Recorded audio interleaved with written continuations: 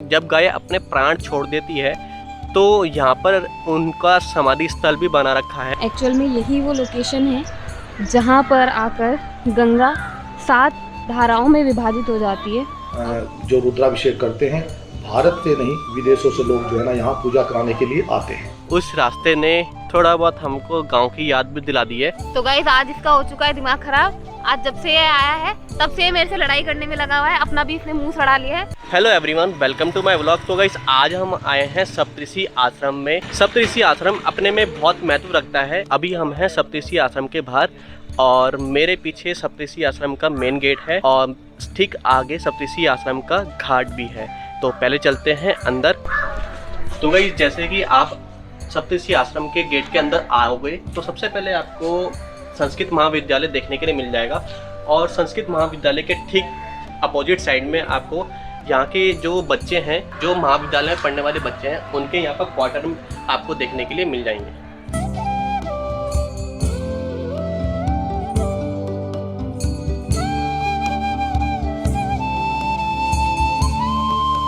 तो गाइस हम आ चुके हैं सप्तऋषि आश्रम के अंदर। मेरे पीछे ये स्तंभ बना हुआ है। ये वाला स्तंभ गाइस 40 साल से भी पुराना है। अभी फिलहाल के लिए इसको रेनोवेट का काम चल रहा है। और गाइस स्तंभ के ठीक सामने आपको महाराज जी का स्मारक भी देखने के लिए मिल जाएगा, जो कि स्मारक का भी रेनोवेट का काम अभी प्रारंभ है और अपने में काफ़ी अच्छा स्मारक मेरे को नज़र आ रहा है। तो गाइस आगे चलते हैं और मैं आपको इस आश्रम की कुछ मुख्य बातें बताना चाहूँगा। जैसे कि इस आश्रम में 300 लोगों का खाना डेली बनता है और इस आश्रम में 100 से ज़्यादा छात्रों को मुफ्त शिक्षा दी जाती है और बहुत कुछ आगे बातें हैं जो मैं आपको इस आश्रम की बताने जा रहा हूँ। तो गाइस आगे चलते चलते यहाँ पर एक बोर्ड भी नज़र आ रहा है जो मुख्य बातों की व्याख्या कर रहा है। गाइस आगे आने के बाद मेरे पीछे ये कार्यालय है। अगर आपको सप्तऋषि आश्रम में कुटिया चाहिए या फिर किसी भी तरीके के कमरे रहने के लिए चाहिए तो आप इस कार्यालय में आके संपर्क कर सकते हो। कार्यालय से आगे बढ़ने के बाद आपको लाइन से यहाँ पर मंदिर देखने के लिए मिल जाएंगे और यहाँ पर सप्तऋषियों का भी मंदिर है। अभी मेरे पीछे बैक साइड पे अग्निकुंड है। इसकी स्थापना 1954 में की गई थी। अग्नि को यहाँ पर स्थापित किया गया था और अगले 101 वर्ष तक ये एज इट इज जलती रहेगी।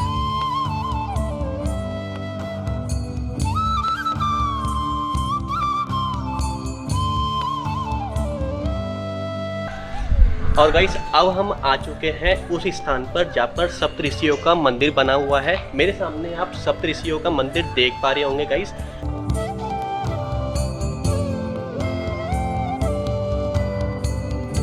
और सप्तऋषि मंदिर के ठीक अपोजिट साइड में यहाँ पर एक फाउंटेन है जो काफी सुंदर अपने आप में लग रहा है।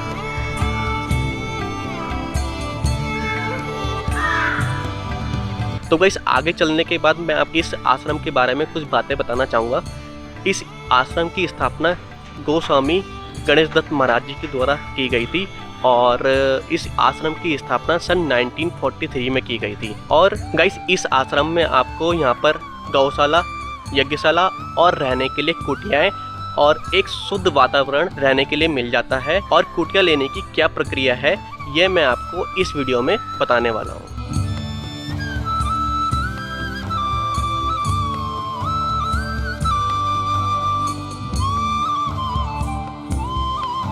तो गाइस मंदिर को कवर करने के बाद अब हम लेफ्ट साइड पे चलते हैं। आपको लेफ्ट साइड में भोजनालय और कैंटीन देखने के लिए मिलती है और साथ ही साथ यहाँ पर सत्संग भवन भी आपको देखने के लिए मिल रहा है। तो गाइस हम इस वक्त में भोजनालय के अंदर है और काफ़ी अच्छी व्यवस्था है। काफ़ी बड़ा भोजनालय मेरे को यहाँ पर नज़र आ रहा है। यहाँ पर नीचे आपको बैठने की व्यवस्था मिल जाएगी। 300 साधुओं का खाना इसी भोजनालय में बनता है और वो लोग यहीं पर ही आके बैठ के खाते हैं। और भोजनालय के ठीक सामने आपको यहाँ की किचन देखने के लिए मिल जाएगी जहाँ पर 300 से ज़्यादा लोगों का खाना बनता है। यहाँ से आके चलते हैं और मैं दिखाता हूँ कि यहाँ का सत्संग भवन कैसा है। तो गाइस भोजनालय से निकल के हम लोग चल चुके हैं रामतीर्थ सत्संग हॉल की तरफ। रामतीर्थ सत्संग हॉल जो आपको थोड़ा सा आगे भोजनालय से देखने के लिए मिलेगा।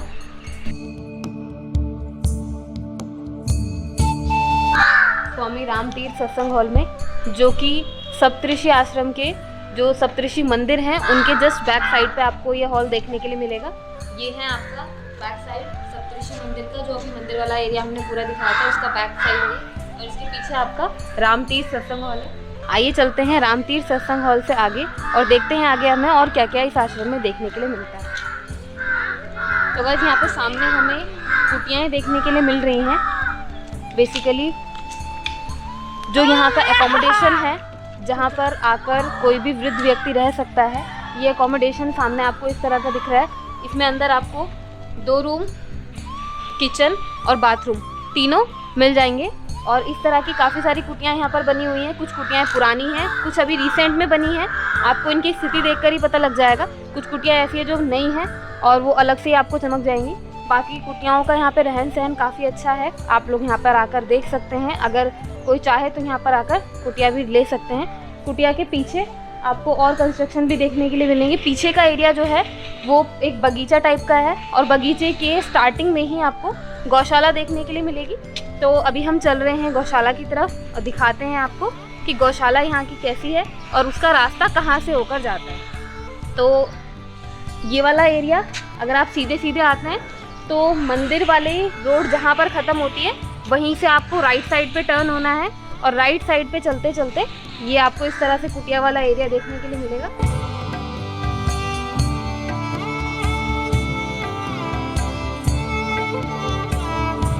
और गई जैसे कि आप कुटियाँ देख ही रहे होंगे, लाइन से कुटिया बनी हुई है।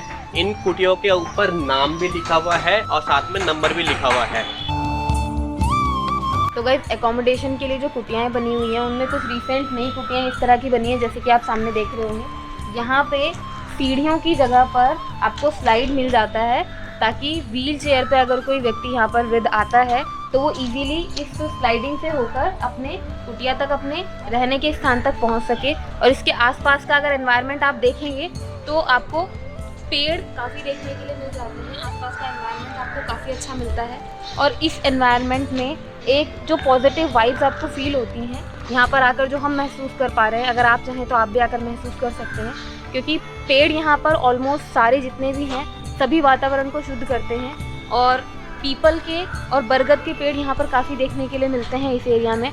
आम के पेड़ भी यहाँ पे काफ़ी सारे हमने अभी तक नोटिस किए हैं। तो आगे की तरफ चलते हैं और देखते हैं कुटिया से आगे का जो पोर्शन है, जहाँ से गौशाला का रास्ता आता है, वहाँ की ओर चलते हैं और दिखाते हैं आपको भी कि किस तरह से आप गौशाला तक पहुँच सकते हैं।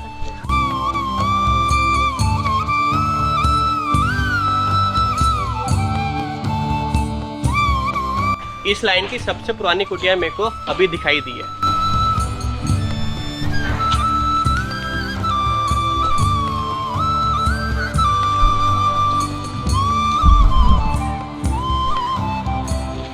तो गाइस अभी हम हैं गौशाला वाले रोड पे, और यहाँ से आप सीधा जाके गौशाला भी पहुँच सकते हो। सप्तऋषि आश्रम की गौशाला जाने के लिए ये एकमात्र रास्ता है, और चारों तरफ का आप वातावरण देख सकते हो। अपने आप में कितना शांत माहौल यहाँ पर हमें देखने के लिए मिल रहा है।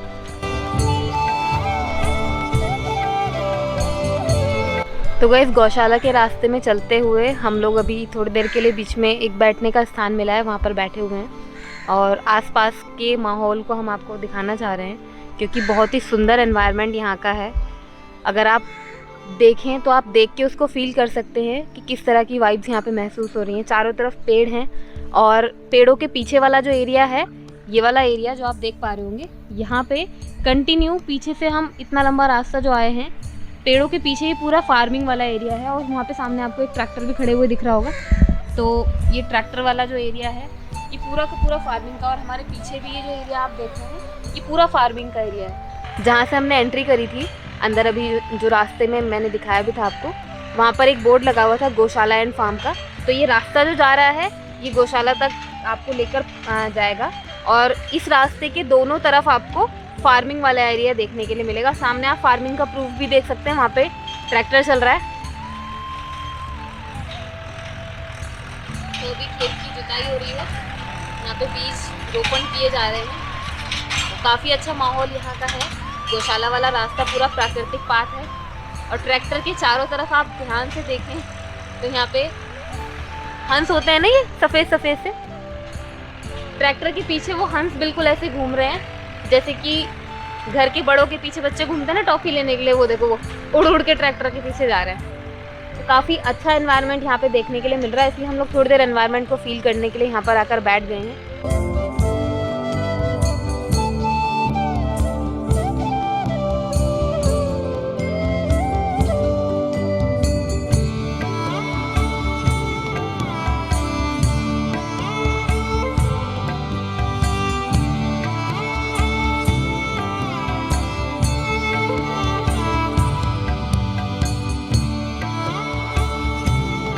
तो गाइस हम पहुंच चुके हैं सप्तऋषि आश्रम के गौशाला के अंदर। काफ़ी अच्छा वेल मेंटेन करके गौशाला बना रखी है। मेरे पीछे आपको वृद्ध गौशाला दिखाई दे रही होगी, ये वृद्ध गौशाला है और यहाँ पर आपको वर्धनी गौशाला भी नज़र आ रही होगी गाइस। ये पीछे मेरे वर्धनी गौशाला है। चलते हैं इसके अंदर और देखते हैं कि इसे मेंटेन कैसे करके रखा हुआ है।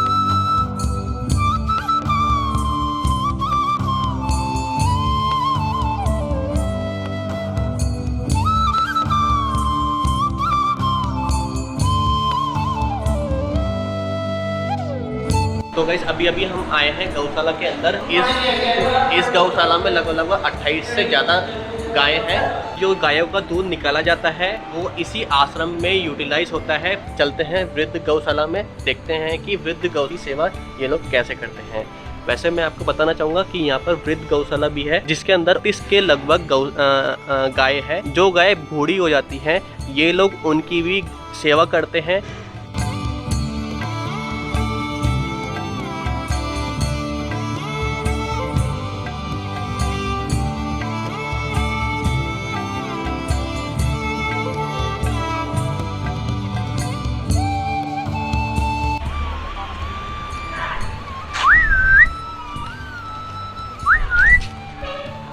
आप यहाँ पर कब से कार्य कर रहे हो? 4 साल से आप मेंटेन कर रहे हो। ये जो वृद्ध गौशाला है यहाँ पर जो मतलब जो गाय होती है, गाय और सांड को दोनों ही को ही रखा जाता होगा। जी हाँ जी। और इसमें जो बच्चे यहाँ पे होते हैं गायों हाँ जी, के, हाँ जी। उसमें नर हो या मादा, हाँ वो दोनों यहीं पे रहते हैं। हम उसको सेल नहीं करते ना, वो कोई बाहर भी, वो यहीं पे रहते हैं और यहीं पे जब तक वो अपने प्राण नहीं छोड़ हाँ। देते तब तक। यहीं का समाधि स्थल है बराबर में हमारे। अच्छा, ये समाधि स्थल है? जहाँ पे टावर लगा हुआ है ना। हाँ जी, हाँ जी। गायों का दूध होता है वो सेल तो नहीं करा जाता ना? कर्मचारियों में हो जाता है। नहीं, कहीं बाहर थोड़ा देते हैं क्योंकि इनके लिए दलिया का इंतजाम करना हाँ जी, पड़ता हाँ है, जी, हाँ जी। भूसा खरीदना पड़ता है इनके लिए, हाँ जी, हाँ जी। तो उसके लिए थोड़ा बहुत कर देते हैं। अच्छा, ये जो कढ़ाई है पीछे ये घी बनाने के लिए? नहीं, ये जो दलिया होता है गाय के लिए फीड, हाँ जी। जैसे गेहूँ, चना, सोयाबीन, इन चीज़ों को डलवा के चक्की में, तो इसको पिसवा के इसमें डाल देते हैं। तो उसको पकवा के फिर गाय को डाला जाता है फीड में। हरा चारा मिला के, हरा चारा हमारा खाना में सारा है, यहाँ से जाते हैं भूसा मिला के तो डाल देते हैं। गौशाला में कितने कर्मचारी काम करते होंगे? गौशाला में इसमें 10-11 कर्मचारी हैं। 11, काफी लोग हैं। फार्म प्लस होता है। सप्तऋषि आश्रम के अंतर्गत हाँ जी, ये हाँ है। जी। और जो घाट है वो भी घाट भी सप्तऋषि आश्रम का ही है। देखो 50-60 कर्मचारी हैं सारे मिला के टोटल पूरे सब मिला के। सप्तऋषि आश्रम। वे लगभग सारा आश्रम 40 बीघे में है हमारा। 40 बीघे में ये आश्रम है। आश्रम और बाकी ये गौशाला है और कृषि फार्म है हमारा। तो कुटिया जो बनी हुई है लगभग 1-1 बीघे में बनी हुई है। तो ये नहीं कि बिल्डिंग बना खड़ी कर दी 4 बीघे में, तो इसमें आगे वातावरण बड़ा वैसा है। तो गाइस हम निकल चुके हैं गौशाला से और गौशाला के जो मैनेजर हैं उन्होंने ये बताया कि जब गाय अपने प्राण छोड़ देती है तो यहाँ पर उनका समाधि स्थल भी बना रखा है। यहाँ आप मेरे सामने देख सकते हैं, ये सामने पूरा समाधि स्थल है गाइस।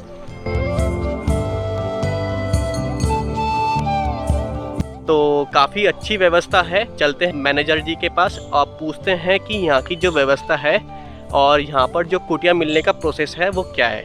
मेरा नाम विनोद कुमार सैनी है जी। मैं सप्तऋषि आश्रम का प्रबंधक हूँ और सप्तऋषि आश्रम में मैं सन 1994 से जो है ना कार्यरत हूँ यहाँ की सेवा में। ओके, मतलब काफ़ी लंबा समय आपको यहाँ पे हो जी, चुका जी, है। जी, जी। तो यहाँ पे जो सेवाएं प्रदान की जाती हैं वो किस किस तरह की हैं? यहाँ ये सबसे प्राचीन आश्रम है, जी। सप्तऋषि आश्रम यहाँ के हरिद्वार के प्राचीनतम आश्रमों में से एक आश्रम है। जी। और यहाँ भोजनालय है जिसमें 100 विद्यार्थी, अपने संस्कृत महाविद्यालय है जी। और इसमें 100 बच्चे तो 300 पढ़ते हैं, ओके। लेकिन लगभग 100 विद्यार्थियों का खर्च जो है ना आश्रम वहन करता है। ओके। और यही उनका हॉस्टल भी है, छात्रावास। जी जी। और उसमें जो भोजनालय है, भोजनालय में यहाँ एक छात्रावास के जो विद्यार्थी है वो भोजन करते हैं और जो हमारा सप्तऋषि आश्रम का स्टाफ है जी। वो भी सभी भोजन यहाँ से भोजन लेता है। और उसके अलावा लगभग 300 महात्मा भी डेली भोजन यहाँ लेते हैं। ओके। तो यहाँ पे ये जो सुविधाएं भोजन की प्रदान की जा रही हैं, इसके लिए जो ट्रस्ट है वो कोई है जो इसको फंड करती है? सनातन धर्म प्रतिनिधि सभा पंजाब, इसमें सनातन धर्म प्रतिनिधि सभा के काफ़ी कॉलेज भी हैं, इंटर कॉलेज और डिग्री कॉलेज। तो यहाँ पे ये जो संस्कृत महाविद्यालय है, यहाँ पर किस लेवल तक की एजुकेशन दी जाती है इनको? सप्तऋषि आश्रम के अंदर जगदेव सिंह संस्कृत महाविद्यालय के नाम से जो ये महाविद्यालय है और इसमें आचार्य तक की शिक्षा दी जाती है। ओके। और उसके बावजूद यहाँ पर जो है योगा का भी कोर्स होता है, 2 साल का योगा का भी कोर्स है। ओके। हाँ, वो हमने बाहर बोर्ड भी देखा, पीजी डिप्लोमा कोर्स का भी लिखा हुआ था। ओके। तो अंदर जैसे अभी हम घूम रहे थे तो कुटियाएँ जो यहाँ पर बनी हुई हैं ये बेसिकली एकोमोडेशन पर्पज से हैं, तो यहाँ पर कोई भी आकर रह सकता है अगर चाहे तो? सप्तऋषि आश्रम के अंदर जो कुटियाएं बनी हुई हैं वो यात्रियों के रहने के लिए बनी हुई हैं। ओके। और ये यात्रियों ने ही वहाँ यहाँ के दानियों ने ही बनवाई हुई हैं। जब वो आते हैं उनको कुटिया देते हैं और उनकी अनुपस्थिति में आम यात्री को कुटिया देते हैं। आम जो जितना भी टूरिस्ट आता है उसको कुटिया देते हैं जी। और कुटिया में हम नॉमिनल जो है ना दान के नॉमिनल हमारे चार्जेस हैं, चूँकि 500 रुपया और 500 रुपया, 700 रुपया और AC का 700 रुपया है और जो उससे अच्छी है 1000 रुपया है। इस तरह का 600 रुपये रूम भी है जी। इस तरह के हमारे पास जो ना रूम है जी जी। और इनको हम कॉटेज ही बोलते हैं। हाँ जी। क्योंकि जो सप्तऋषि आश्रम की कुटिया बनी हैं वो कुछ कुटियाएं तो सप्तऋषि के नाम से बनी हैं जी। जो जिन्होंने यहाँ पर तप किया है वो सप्तऋषि हैं, जमदग्नि, अत्रि, कश्यप, गौतम, भारद्वाज, वशिष्ठ और विश्वामित्र जी। इन 7 ऋषियों ने प्राचीन काल में इस स्थान पर जो स्थान आप देख रहे हो, इसी स्थान पर उन्होंने अपने अलग अलग आश्रम बना करके तप किया है जी। और उन्हीं के ये 7 जो ऋषि हैं ये भारत के, इनको शास्त्र में सबसे बड़े महाभाग जी, महाभाग और इनको महाभाग मंत्र दृष्टा, जिनसे मंत्रों की रचना हुई है। तो ये क्या नाम जो मंत्र दृष्टा कहलाए, महाभाग सबसे बड़े ऋषि कहलाए। तो ये 7 ऋषि हैं जिन्होंने इस वन में अपने अलग अलग आश्रम बना करके प्राचीन काल में जो ना तपस्या की जी। और थोड़ा सा आप हमारे यहाँ गंगेश्वर महादेव का मंदिर है जी। यहाँ का रुद्राभिषेक बड़ा फेमस है। हाँ जी। यहाँ रुद्राभिषेक हमारे जो इसी संस्कृत महाविद्यालय के जो आचार्य हैं, हाँ जी, आजकल पंडित सुबोध बड़ौला जी यहाँ के प्रधान पुजारी हैं। ओके। और वो यहाँ पर क्या नाम जो है जो रुद्राभिषेक करते हैं, भारत से नहीं विदेशों से लोग जो है ना यहाँ पूजा कराने के लिए आते हैं। यज्ञशाला के बारे में यज्ञशाला 1954 में महामहिम डॉक्टर राजेंद्र प्रसाद जी ने इसमें अखंड अग्नि सन 1954 में प्रज्वलित की 101 वर्ष के। तब से आज तक इसमें 24 घंटे अग्नि रहती है। इसमें डेली हवन होता है। हमारे संस्कृत महाविद्यालय के बच्चे भी हवन करते हैं जी। और बाहर से लोग भी यहाँ हवन करने के लिए आते हैं। और जो भी हवन करने के लिए आते हैं या सामग्री इसमें डालते हैं उसकी सारी व्यवस्था आश्रम करता है। और आश्रम जो पैसा लेता है कुटियों के लिए 500, 700, 1000 जो भी लेता है वो यहाँ के पार्कों के ऊपर, यहाँ की सफाई के ऊपर, यहाँ के भोजनालय के, यहाँ के बिजली के जो खर्चे हैं, जितने भी देख रेख है वो उसी से मेंटेन होता है। मतलब कुल मिला के ये है कि बहुत ही रिलायबल मेंटेनेंस के साथ ये सारी व्यवस्थाएं बनाई गई हैं और सेवा भाव से ये सप्तऋषि आश्रम जो है वो चल रहा है। जी मैडम जी। काफ़ी अच्छा लगा सर आपसे बात करके, धन्यवाद इतनी जानकारी देने के लिए। सप्तऋषि आश्रम की हमारी प्राचीनतम गौशाला है। ये गौशाला उस समय से है जब यहाँ पर 3 ही गौशालाएँ थी, एक काली कमली ऋषिकेश में और एक पंजाब सिंह क्षेत्र और तीसरी सप्तऋषि। तो सप्तऋषि की जो गौशाला है वो आज से नहीं 1923 के लगभग से है, और तब से वो जो है यहीं पर है। और हमारे यहाँ और भी, हमारे यहाँ फलों के भी बहुत पेड़ हैं, हाँ, अनेक फलों के पेड़ हैं, और कुछ ऐसे दुर्गम पेड़ भी हैं जैसे वट वृक्ष हैं जिनको 400-500 साल हो गए हैं, उनके उन वट ऐसे वट वृक्ष हैं और पीपल के वृक्ष हैं। अनेक किस्म के प्रजातियों के पेड़ भी हमारे यहाँ हैं जो इसकी खूबसूरती को बढ़ाते हैं।